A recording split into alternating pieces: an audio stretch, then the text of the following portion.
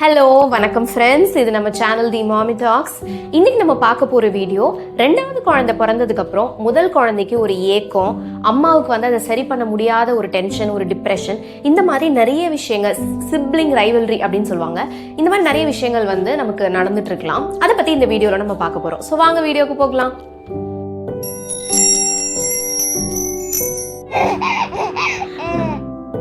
நம்ம கமெண்ட் செக்ஷன்ல எம்எஸ்வி அப்புறம் ஆசிஃபா அப்படின்ற 2 பேர்ல இந்த சிப்ளிங் ரைவல்ரி பத்தியான கொஸ்டின்ஸ் அவங்க கேட்டிருந்தாங்க.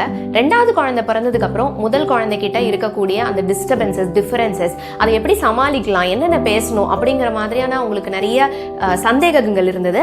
அதுக்கு டெடிகேட் பண்ற மாதிரியான வீடியோ தான் இந்த வீடியோ.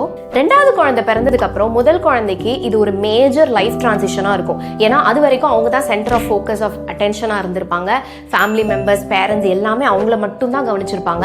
பட் இப்போ ரெண்டாவது குழந்தை பிறந்ததுக்கு அப்புறம் அவங்க ரொம்ப குட்டி பேபின்ற எல்லாருமே இப்ப அவங்கள ஃபோக்கஸ் பண்ணும்போது இந்த குழந்தைக்கு ஒரு ஏக்கம், ஒரு பயம், ஆன்சைட்டி, இந்த மாதிரி நிறைய விஷயங்கள் வந்து உருவாகும். அதனால அவங்க கிட்ட நிறைய பிஹேவியரல் சேஞ்சஸ் இருக்கும். ரொம்ப டிஃபிகல்ட் பிஹேவியர் அப்படின்ற மாதிரி நடந்துப்பாங்க. அதாவது நிறைய அடம் பண்றது, அழுகிறது, ரொம்ப கிராங்கியா இருக்கிறது, அம்மாவை ரொம்ப வந்து அவங்க டிமாண்ட் பண்றது. ஸோ ஒரு அம்மாக்கும் அப்பாவுக்கும் எப்படி இருக்கும்னா, இது ரொம்ப டிப்ரெஸ்டா இருக்கும். நம்ம எப்படி இதை சமாளிக்கிறதுன்னு தெரியலையே.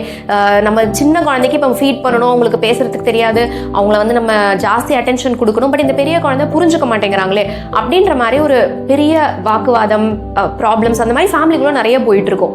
ஸோ இந்த மாதிரி நடந்துட்டு இருக்கிற உங்களுக்கு ஒரு 5 கீ பாயிண்ட்ஸ் நான் சொல்லணும் அப்படின்னு நினைக்கிறேன். ஸோ அது ஒவ்வொன்றா நம்ம இப்போ பார்ப்போம். முதல் விஷயமே, பிரெக்னெண்ட்டாக இருக்கும் போதுலேருந்தே அந்த முதல் குழந்தைக்கு நீங்கள் வந்து இதை கிளியராக இன்ஸ்ட்ரக்ஷன்ஸ் கொடுத்துக்கிட்டே இருக்கணும்.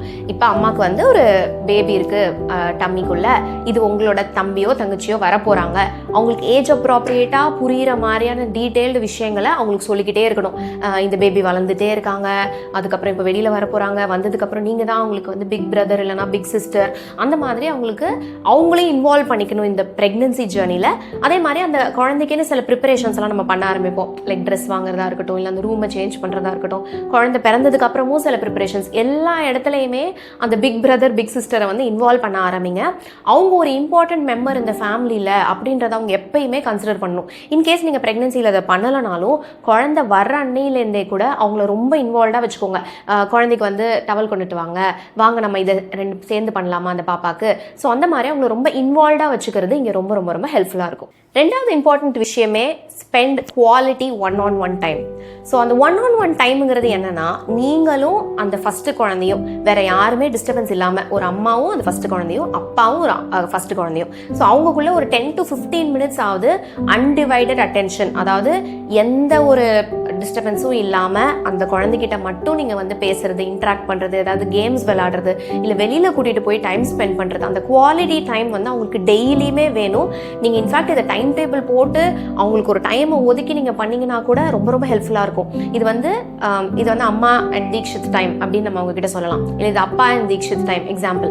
ஸோ அவங்க கிட்ட நம்ம அவங்க கூட டைம் ஸ்பெண்ட் பண்ண போறோம் இந்த டைம்ல அப்படின்ட்டு ஒரு 15 minutes நீங்க கண்டிப்பா இதை பண்ண ஆரம்பிச்சீங்க அப்படின்னாலே அவங்க வந்து அடம் பிடிக்கிறதா இருக்கட்டும், இல்ல கொஞ்சம் இந்த மாதிரி மிஸ்பிஹேவ் பண்றாங்கன்னு நம்ம நினைக்கிறது எல்லாமே மாற ஆரம்பிக்கும். ஏன்னா அவங்களுக்கு அந்த ரீஅஷூரன்ஸ் வர ஆரம்பிக்கும்.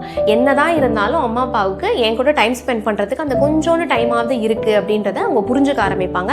இந்த டைமை ஒதுக்குறதும் ஒரு பெரிய விஷயமா இருக்காது. ஒரு ப்ரெடிக்டபிளான டைமை பாருங்க. ஒன்று குழந்தை தூங்க போறதுக்கு முன்னாடியோ, இல்ல காலையில எந்திரிச்சு கொஞ்சம் நேரம் டைம் ஸ்பெண்ட் பண்றதோ, இந்த மாதிரி எப்போ உங்களுக்கு டெய்லியுமே அதை பண்ண முடியுமோ நீங்களும் உங்க ஹஸ்பண்டும் இதை பிளான் பண்ணி டைம் ஸ்பெண்ட் பண்றதுக்கு பாருங்க. மூணாவது முக்கியமான விஷயமே, அக்னாலேஜ் தேர் ஃபீலிங்ஸ். அதாவது அவங்களோட ஃபீலிங்ஸ் என்னவா இருந்தாலும் அதை நம்ம வந்து கேட்டுக்கணும், அதை மதிக்கணும், அதை வந்து தட்டி கழிக்க கூடாது. அது ஒரு பொறாமையா இருக்கலாம், இல்ல ஒரு கோபமா இருக்கலாம், இல்ல ஒரு சந்தோஷமான ஒரு ஃபீலிங்கா கூட இருக்கலாம். எதா வந்தாலும் அதை அவங்க எக்ஸ்பிரஸ் பண்ணட்டும். அந்த எக்ஸ்பிரஸ் பண்றதை வந்து நீங்க அக்செப்ட் பண்ணிக்கிட்டு, இட்ஸ் ஓகே, இப்படிதான் தோணும் உங்களுக்கு, ஆனா அப்படி பிரச்சனை கிடையாது, எப்பயுமே நீங்க வந்து எங்களுக்கு ஸ்பெஷல் தான், குட்டி பாப்பா வந்தாலும் எங்களுக்கு நீங்க தான் ரொம்ப ஸ்பெஷல், நீங்க வந்து இதுல பொறாமலாம் படணும்னு கிடையாது. இப்போ உங்களுக்கு தோணலாம், ஆனால் போக போக உங்களுக்கு புரிய ஆரம்பிக்கும். அம்மா அப்பாவுக்கு 2 பேபியுமே ரொம்ப இம்பார்ட்டன்ட். அந்த மாதிரி அவங்களுக்கு அந்த ரீஅஷூரன்ஸை திருப்பி சொல்லிக்கிட்டே இருங்க. அண்ட் அந்த மாதிரி ஃபீலிங்ஸ் ஓகே தான் அப்படிங்கிறதையுமே நம்ம அக்னாலேஜ் பண்ணலாம். ஏன் இப்படி பண்ற, ஏன் அப்படி செய்யற, இப்படிலாம் தோணக்கூடாது, இப்படிலாம் நீ என்ன இவ்வளோ பேட் பாயா பிஹேவ் பண்றியா அப்படின்னு அவங்களோட ஃபீலிங்ஸை வந்து நம்ம கட் பண்ண வேண்டாம். அதையுமே புரிஞ்சுக்கிட்டு கேட்க ஆரம்பிச்சோம் அப்படின்னா போக போக அவங்களுக்கு அந்த நெகட்டிவ் ஃபீலிங்ஸ் மாறி போய் நல்ல ஒரு அட்டாச்மெண்ட், ஒரு ரீஅஷூரன்ஸ் வர ஆரம்பிக்கும். நம்ம அன்பான வார்த்தைகள் குழந்தைகளும் அவங்களோட ஃபீலிங்ஸை மதிக்கிறதுமே இதுக்கான ஒரு பெரிய ஸ்டெப்பாக இருக்கும்.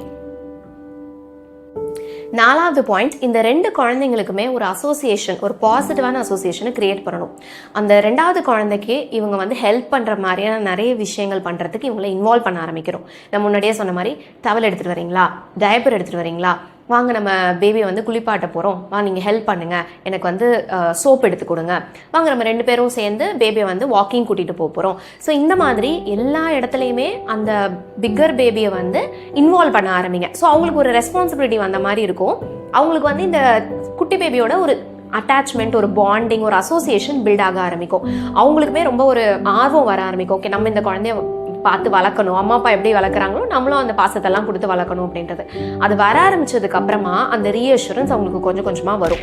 ஏன்னா மேஜர் டைம்ஸ் அவங்க அடம் பண்ணுறது, மிஸ்பிஹேவ் பண்ணுறது நம்ம நினைக்கிறது, இதுக்கு எல்லாமே காரணம் வந்து அந்த அன்மெட் நீட் அப்படிம்பாங்க. அதாவது பூர்த்தி ஆகாத ஒரு ஆசை, ஒரு தேவை. அந்த தேவையை நம்ம வந்து ஒரு ஃபேமிலியாக அவங்களுக்கு ஃபில் பண்ண ஆரம்பித்தோன்னா மட்டும்தான் அவங்களோட பிஹேவியர் மாற ஆரம்பிக்கும்.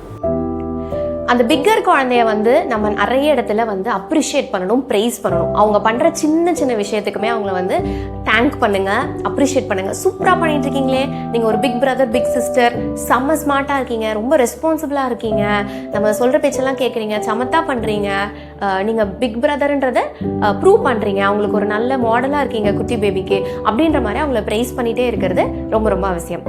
5வது முக்கியமான பாயிண்ட்டே வந்து பெரிய பிரதரோ சிஸ்டராவோ இருக்கிறது எவ்வளோ நல்லது, அதில் எவ்வளோ எக்ஸைட்மெண்ட் இருக்குது அப்படின்றத அவங்கள உணர வைக்கலாம்.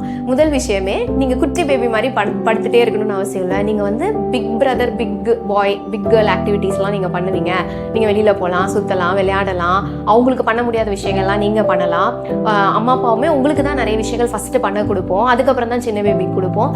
இந்த மாதிரி அவங்களுக்கு வந்து அந்த perks of being and older சிப்ளிங்கிறத நம்ம உணர்த்திட்டே இருக்கணும். எதாக இருந்தாலும் உங்களுக்கு தான் ஃபஸ்ட்டு, எதாக இருந்தாலும் நீங்கள் தான் ஃபஸ்ட்டு ட்ரை பண்ண போறீங்க, நீங்க ட்ரை பண்ணதுக்கு அப்புறம் தான் குட்டி பேபி ட்ரை பண்ணுவாங்க. இந்த மாதிரி நிறைய சொல்லிட்டே இருங்க, அவங்கள வந்து அதை ஃபீல் பண்ண வைங்க. ஓகே, நம்ம தான் பிக் பிரதர் அப்படின்ற ஒரு கர்வமான ஒரு ஃபீலிங், ஒரு ஹாப்பியான ஃபீலிங், அதை வந்து கொடுக்கறதுக்குமே நம்ம வந்து ட்ரை பண்ணிட்டே இருக்கலாம். ஸோ இதெல்லாம் பண்ண அவங்களுக்கு வந்து கொஞ்சம் கொஞ்சமாக இந்த செகண்ட் பேபி அக்செப்ட் பண்ணுறதுக்கு வர ஆரம்பிப்பாங்க. அண்ட் நீங்கள் யூஸ் பண்ணுற அந்த பாசிட்டிவ் லாங்குவேஜஸ், என்கரேஜ்மெண்ட்ஸ் வந்து ரொம்பவே ஹெல்ப் பண்ணும். ஒரு இம்பார்ட்டன்ட் புக்கை நான் ஷேர் பண்ணுறேன். அந்த புக்கோட பேர் வந்து ஐ எம் பிக் பிரதர். அந்த புக் வந்து ரொம்ப நல்லா இருக்கும். டாட்லர்ஸ்க்கு, எஸ்பெஷலி ஒரு 1 வயசு 2 வயசு 3 வயசு குழந்தைங்களுக்கு ஒரு போர்ட் புக் மாதிரி இருக்கும். ஸோ அதில் நிறைய இமேஜஸ், இல்லஸ்ட்ரேஷன்ஸ்லாம் இருக்கிறதுனால அதை எடுத்து வச்சு நீங்கள் வந்து எப்படி ஒரு பிக் பிரதர், பிக் சிஸ்டராக நீங்கள் வந்து மாறுவீங்க அப்படின்றத நீங்கள் எக்ஸ்பிளைன் பண்ண ஆரம்பிக்கலாம்.